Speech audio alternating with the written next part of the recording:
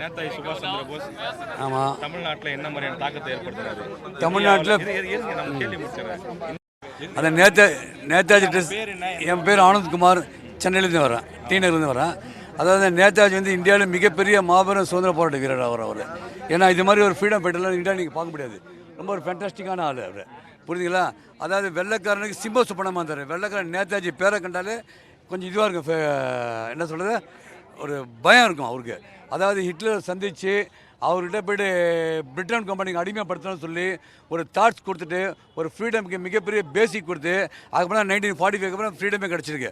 அவர் வந்து 1887 பான் பண்ணார். 23rd ICS Indian civilisation service படித்தார். படிப்பு அந்த படிப்பை படிச்சிட்டோன்னே வெள்ளைக்காரங்க சொல்கிற ஆர்டர்ஸ் கைது போடலாம். அது அகேன்ஸ்ட் நம்ம இந்தியன் ஃப்ரீடம் ஃபைட்டர்ஸ் பண்ண மாதிரி இருக்குது. அது கொஞ்சம் கூட அவருக்கு பிடிக்கல. அதனால் அந்த படிப்பையே ரிசைன் பண்ணிட்டேன் போஸ்டிங்கை. அப்புறமேட்டு ஃப்ரீடம் ஃபைட்டர் ஃபுல் கிளம்புனார். அதாவது வந்து காந்திஜி நிற்க வச்ச வேட்பாளர் பட்டாபிஷேகம் எதிர்த்து காங்கிரஸ் வந்து ஜெயிச்சு ரொம்ப டாப் லெவலில் வந்தார். அதான் மக்கள் லெவலையும் சரி, ஃப்ரீடம் ஃபைட்டர்ஸ் லெவலையும் சரி, யார் லெவலையும் சரி நேதாஜிக்கு செம்ம வாய்ஸ் இருக்குது. அவரை மாதிரி ட்ரெஸ்ஸு போட்டு தனி ஃபீலம் தான் வருது. இது வச்சு இன்றைக்கி மக்கள் தேசபக்தி நல்லதாக இருக்குது. ஆனால் ரொம்ப டாப் லெவலில் இருக்குது. தேசபக்தியெல்லாம் ரொம்ப பிரமாதமாக இருக்குது. அதெல்லாம் ஒன்றும் குறையில.